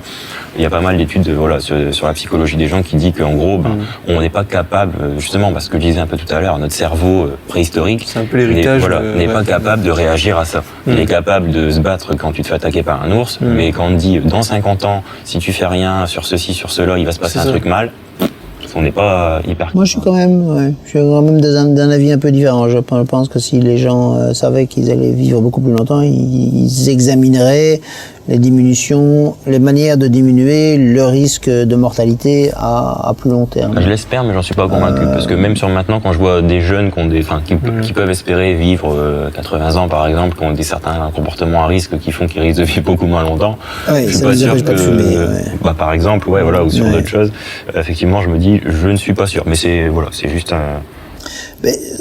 ce qui est une des spécificités, du réchauffement climatique, c'est qu'on ne sait pas à quel rythme ça va se passer, et donc pour moi le plus inquiétant, c'est des mécanismes qui, à un moment, auraient un effet exponentiel, genre la libération du méthane qui provoque... Des effets de seuil, de palier, des rétroactions. Donc, et là, évidemment, on ne sait pas du tout où on en est.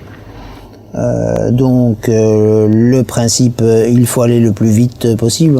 On sait que il faut aller relativement vite, mais on ne sait pas à quel niveau. Alors après, je vais lancer peut-être un peu une direction un peu différente de la conversation, mais puisqu'on parle d'écologie, forcément qu'on parle en fait de politique. Et du coup, ça me fait penser que donc le problème majeur en écologie, ce qui me semble, c'est le système politique économique dans lequel ça s'inscrit. Et j'ai l'impression que quand on parle du transhumanisme, il y a aussi beaucoup d'attaques contre le transhumanisme par ses détracteurs, qui en fait n'attaquent pas du tout, entre guillemets, la philosophie transhumaniste, mais attaquent toutes les conséquences que ça pourrait avoir dans le système économique et politique dans lequel on vit aujourd'hui. Et dans ce cas-là, j'ai envie de dire aux gens, bah d'accord, mais définissez bien votre cible, et puis attaquez-vous au système économique et politique qui vous dérange. Alors par exemple, le fait que ce sera réservé qu'aux riches. Alors déjà, effectivement, nous, c'est pas du tout notre souhait, mais c'est déjà le cas pour plein de choses. C'est déjà le cas pour la plupart des technologies, pour les meilleurs traitements, pour plein de choses. Et ça n'a pas l'air de déranger les gens plus que ça quand c'est pour autre chose. Ou si, ça en dérange certains, évidemment. Mais voilà, on n'a pas cette levée de bouclier comme on l'aurait sur d'autres choses. Et je trouve que c'est dommage, parce qu'on aurait raison d'avoir cette levée de bouclier sur beaucoup d'autres domaines. Et voilà, en fait, j'ai l'impression qu'il y a beaucoup de gens qui reprochent au transhumanisme les conséquences qu'il aura dans notre système actuel. Mais effectivement, c'est possible. Je dis pas que si on continue avec les mêmes valeurs politiques, économiques, éthiques, parce que voilà, c'est vrai qu'effectivement, éthiquement, on a peut-être beaucoup de retard par rapport à notre niveau technologique, puisqu'on n'a pas forcément peut-être progressé aussi vite sur nos réflexions sur le bien de l'humanité que sur nos découvertes de technologie. Mais dans ce cas-là, c'est pas la science ou le progrès technique qui est un problème, c'est ce que les gens vont en faire, un peu comme tout le temps finalement. Donc dans ce cas-là, ok, mais il faut changer la société pour que oui, on ne détruise pas la planète, on ne fasse pas mourir des gens alors qu'on a trouvé les remèdes, on ne réserve pas les meilleures technologies seulement à ceux qui peuvent se le payer. Mais ça, c'est pas du tout des problèmes liés au transhumanisme, c'est des problèmes qui sont complètement liés à notre façon de vivre en général. Alors je dis pas qu'effectivement, une meilleure technologie, ça risque peut-être d'accroître certaines différences, mais le problème, c'est comment on va la répartir, cette technologie, et comment on va faire en sorte qu'elle soit accessible à tout le monde ou pas. Mais ça reste des questions éthiques, politiques, et pas des questions finalement... voilà, quand on dit transhumanisme, il n'y a pas grand monde qui dit non, mais moi je veux que ce soit que pour moi et les autres peuvent mourir. Non, mais voilà, il y a peut-être certains secteurs aux États-Unis ultra libertaires, etc., qui s'en soucient pas. Mais le mouvement transhumaniste en général, voilà, il est technoprogressiste, c'est-à-dire qu'on veut améliorer le destin de l'humanité.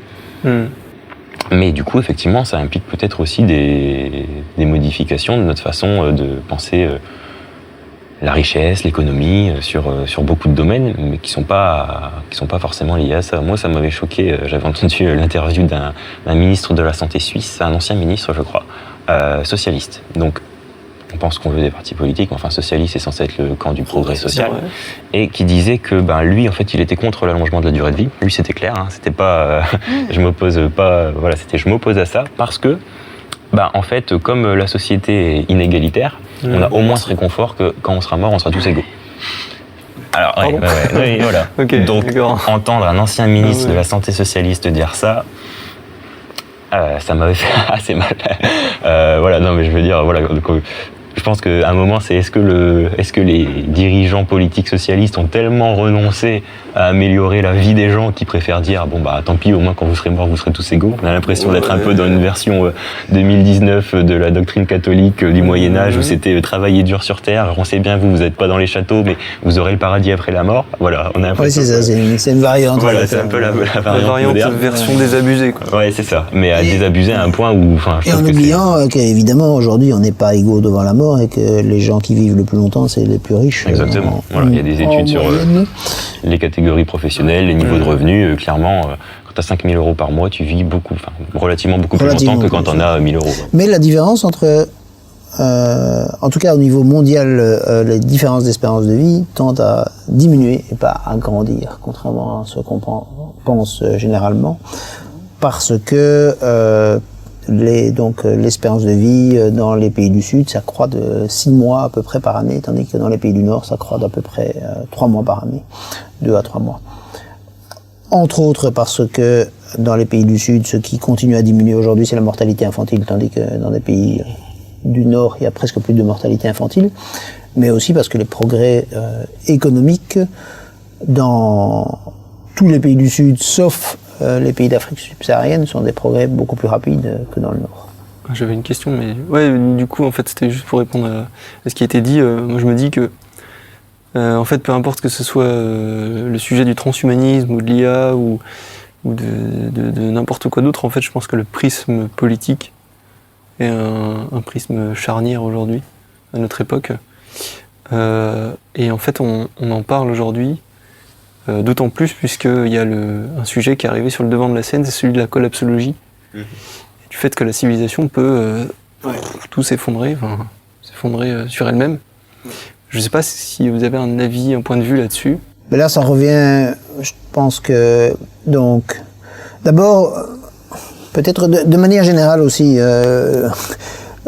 l'idée que demain sera pire qu'aujourd'hui, c'est pas une idée nouvelle. Hein, et l'idée que aujourd'hui est pire qu'il y a quelques années, c'est aussi, c'est pas une idée nouvelle non plus. Donc, depuis des millénaires, quand il y a des modifications, les femmes et les hommes ont l'impression que les choses s'aggravent. Une des raisons pour ça, c'est parce que les femmes et les hommes vieillissent et donc se dégradent et donc ont l'impression que c'est autour d'eux aussi. Mais une autre raison, c'est parce qu'on a tendance à se souvenir des choses qui se sont bien passées et puis on a tendance à oublier ce qui est moins positif. Et une des conséquences de cela, c'est de voir, d'imaginer alors toujours le futur comme étant pire que ce qu'il est aujourd'hui. C'est bien de s'interroger, c'est bien d'envisager les aspects négatifs, mais c'est une erreur de n'envisager que les aspects négatifs. Et donc la collapsologie, pour le moment, donc c'est, il y a déjà au 19e siècle, il y avait pas mal de collapsologues, même si ça ne s'appelait pas comme ça, par rapport au progrès technologique, hein, par rapport à la Terre qui allait s'épuiser. Ben Malthus, c'était un pré-collapsologue. Au début, enfin non, à la fin du XXe siècle, la crainte c'était la guerre nucléaire, et curieusement ça a fortement diminué alors que le risque est toujours là. Et aujourd'hui, la peur principale et un risque extrêmement élevé, c'est le risque de l'effondrement, on va dire, climatique. Par rapport aux autres domaines, là, et aussi économique. Par rapport aux autres domaines et par rapport à un effondrement économique, je suis beaucoup moins pessimiste. D'accord. Donc, une des choses qui était beaucoup abordée jusqu'il y a 20-30 ans, c'était par exemple la question du pic du pétrole. En réalité, nous avons des réserves en matière de carburant fossile tout à fait importantes. Donc s'il n'y avait pas la question du réchauffement climatique, on aurait les réserves de charbon, par exemple, au rythme actuel d'utilisation, c'est 2 siècles environ. Donc il n'y a pas. Les réserves du pétrole, elles étaient supposées être d'à peu près 50 ans. Il y a 50 ans, elles sont supposées être à peu près de 50 ans maintenant. Peut-être un petit peu moins, mais pas beaucoup. Et donc ces visions collapsologues sont dans un monde qui serait sans progrès technologique ou avec uniquement les progrès technologiques négatifs. Donc je pense qu'il y a une forte exagération, sauf encore une fois la question du réchauffement climatique, de bouleversement climatique qui pourrait arriver. Après, c'est vrai qu'il y a un argument qui revient souvent dans la collapsologie, c'est celui du fait que la technologie n'ira pas assez vite pour résoudre tous les problèmes auxquels on sera confronté dans les prochaines années, dans les prochaines décennies. Voilà, oui, mais donc en dehors de la question du réchauffement climatique... Je dis pas que je suis d'accord avec ça. Mais en dehors de la question du réchauffement climatique, l'autre c'est l'épuisement des ressources, et l'épuisement des ressources fossiles, on est encore relativement loin. Et l'épuisement des autres ressources, c'est une question aussi de réutilisation, de recyclage, et dans ce domaine-là, on peut quand même faire des progrès relativement rapides. Hein, quand on a le temps de faire une transition, quoi. À condition d'avoir une volonté politique et de s'organiser pour de bon, quoi. C'est ça aussi. Moi, sur la collapsologie, je dirais que c'est un peu comme ce qu'on disait tout à l'heure sur le fait que on peut pas vivre la situation deux fois, donc on n'aura pas deuxième chance, on peut pas faire des études comparées. C'est juste que je pense que en tant qu'intellectuel, il faut avoir juste l'idée que c'est une certaine probabilité. Le but, c'est d'essayer de juger la probabilité au plus proche de la réalité, et puis quand même d'être préparé, au moins intellectuellement, un minimum, pour envisager les choses et le garder à l'esprit. Après, c'est sûr que voilà, le plus gros problème en vue, c'est le réchauffement climatique, clairement, parce qu'on ne sait pas comment ça va se passer.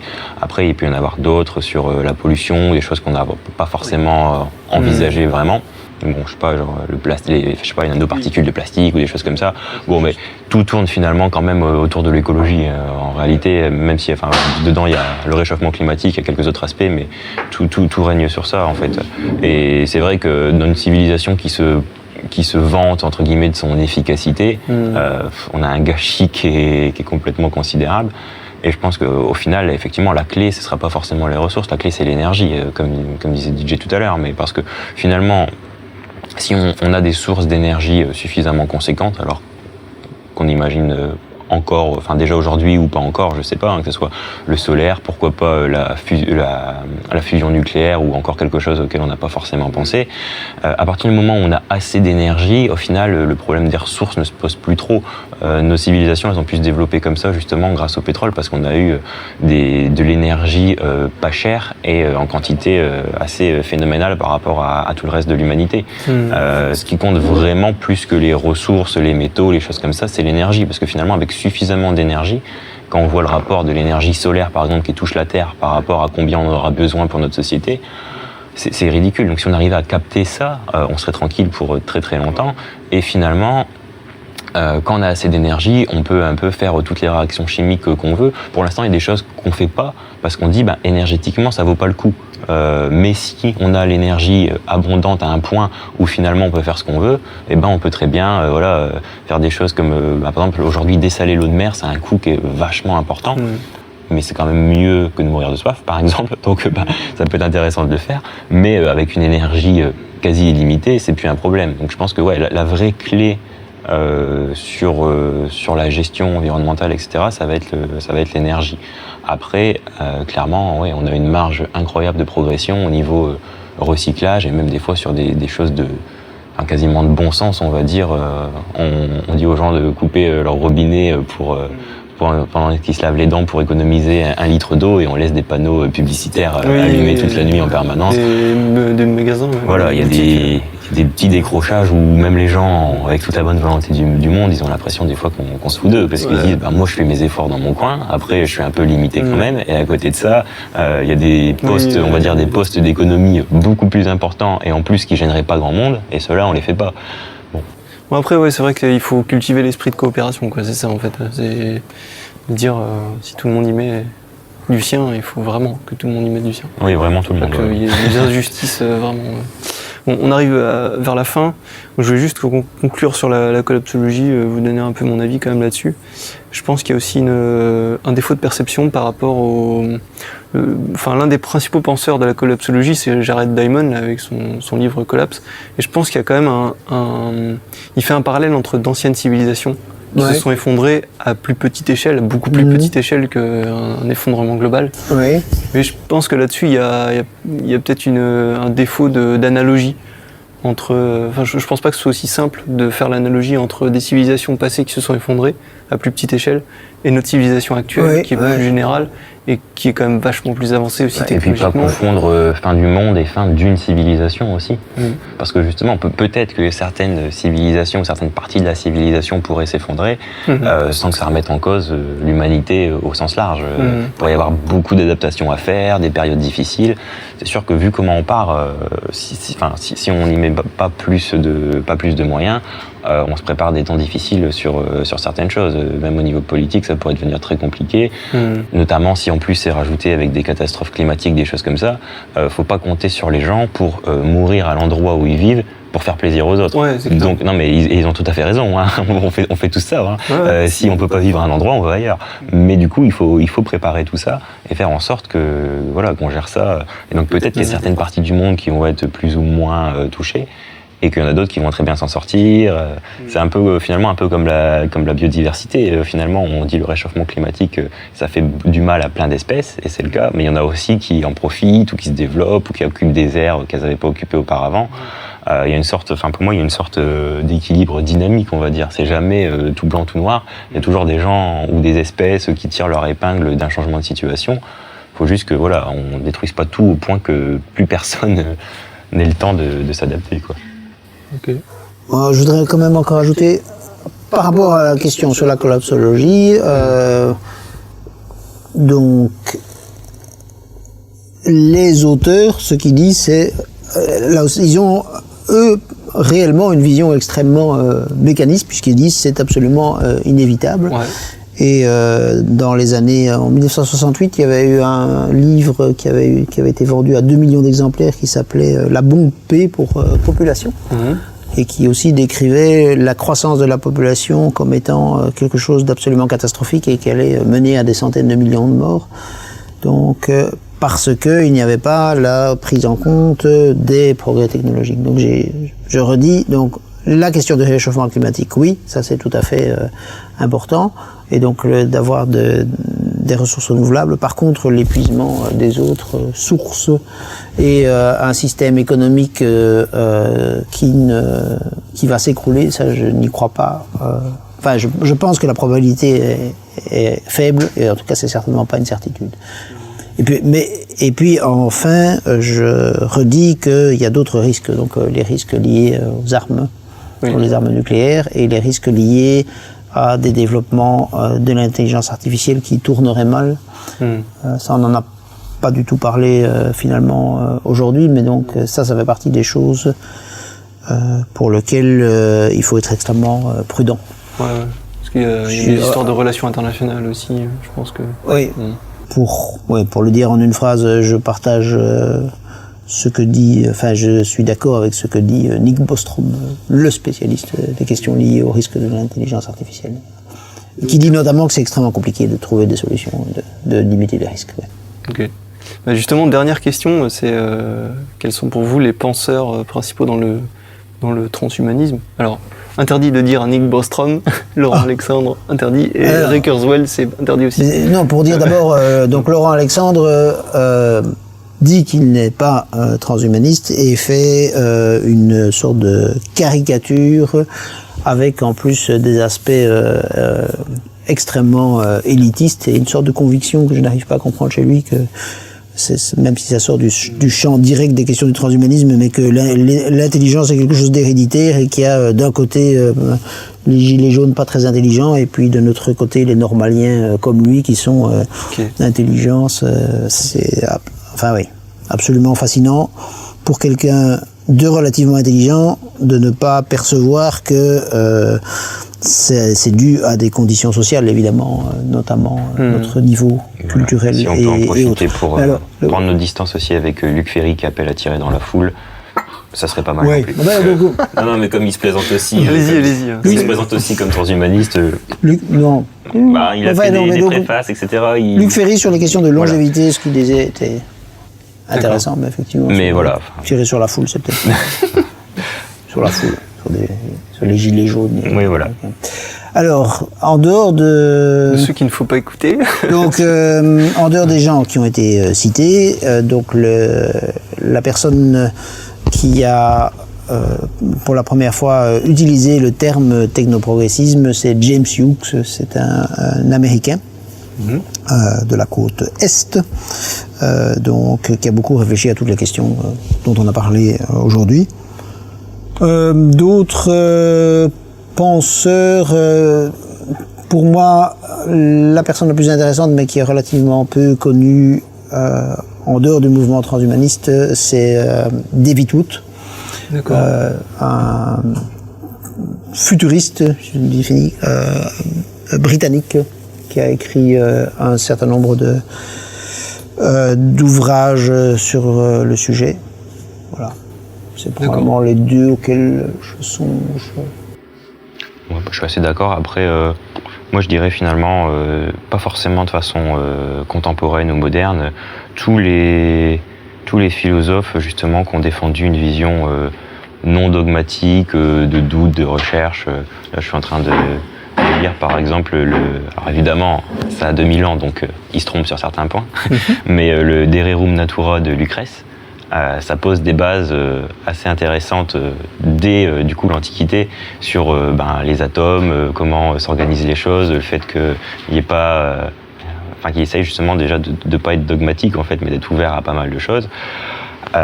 Et c'est super intéressant. Et tout au long de l'histoire, on a plein comme ça de gens qui, évidemment, pas forcément dans une idée transhumanisme, ont défendu cette idée de remettre les choses en question, de douter de ce qu'on nous a appris, parce que justement, on nous l'a appris, mais c'est pas forcément une loi universelle. Et tous ceux qui ont fait progresser la science et la philosophie. Il y a plein de textes anciens qui sont intéressants par rapport à ça et qui peuvent aussi permettre de prendre du recul en se disant tiens, c'est marrant, il y a 2000 ans ils disaient ça, qu'est-ce qui est encore pertinent aujourd'hui, pourquoi eux ils pouvaient déjà penser ça. Et des fois on est vachement surpris en fait du niveau de connaissance, ou en tout cas parfois pas de connaissances mais de théories qu'ils étaient capables de développer justement avec peu de sciences et de techniques à l'époque. Donc je pense qu'il y a moyen dans toute l'histoire en fait, si on s'intéresse à ça d'un point de vue philosophique. Alors évidemment ils n'ont pas forcément les réponses sur l'intelligence artificielle, mais sur la philosophie de fond, d'être vraiment non dogmatique, d'être ouvert, de considérer le changement. Je pense qu'il y a beaucoup d'auteurs dans toute l'histoire qui sont très intéressants à lire. D'accord. Vous avez quelque chose à ajouter ? Les penseurs Non, je n'ai pas de... Comment dire ? Parmi les penseurs aujourd'hui, je suis désolé, donc le premier que tu as cité, comme je ne pouvais pas citer... Rick Kurzweil. Non, Nick Bostrom. Ah, Nick Bostrom, oui. Mais sinon, vous pouvez quand même dire quelques mots dessus, si vous avez... Non, donc vraiment, Nick Bostrom est la personne... C'est un des fondateurs avec David Peirce, qui est aussi quelqu'un d'intéressant, qui a beaucoup réfléchi à la question de tout ce qui est pouvoir diminuer la souffrance, et également sur d'autres êtres sentients, donc les animaux. Nick Bostrom c'est une des premières personnes à avoir popularisé l'idée qu'il fallait faire des recherches pour vivre beaucoup plus longtemps en bonne santé. C'est la personne qui a popularisé tout ce qui est la réflexion sur les risques liés à l'intelligence artificielle. Il y a aussi une longue réflexion sur toutes les questions liées à la conscience. Et puis en plus sur ce concept qui est à la limite entre la philosophie et la prospective scientifique très lointaine, le concept de simulation, donc que nous pourrions être en fait une création informatique, Matrix, pour reprendre l'image de la science-fiction classique. Ouais, pour ajouter peut-être du coup sur le fait de tu disais diminuer la souffrance, moi j'aime bien aussi, je sais pas du tout son rapport au transhumanisme, mais le philosophe actuel André Comte-Sponville, qui a justement une notion qui m'intéresse, c'est que on est dans une société où il y a beaucoup d'injonctions au bonheur et on parle beaucoup augmenter le bonheur, etc. Et moi, philosophiquement, je suis pas très convaincu qu'on puisse augmenter le bonheur des gens, parce que le bonheur c'est assez personnel et compliqué. Par contre, je pense qu'on peut diminuer le malheur.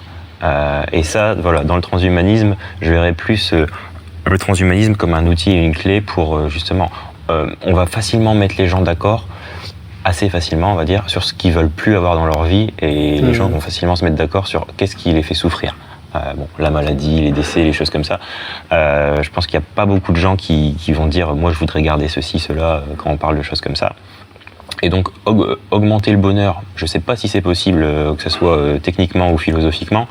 Par contre, diminuer la souffrance et diminuer le malheur, je pense que quand on dit à quelqu'un comment tu ferais pour diminuer le malheur, il a tout de suite beaucoup plus d'idées que quand on lui dit comment tu ferais pour augmenter le bonheur. Et je pense qu'est-ce qu'il veut pas. Voilà. En tout cas, voilà. Je pense que voilà, ce serait.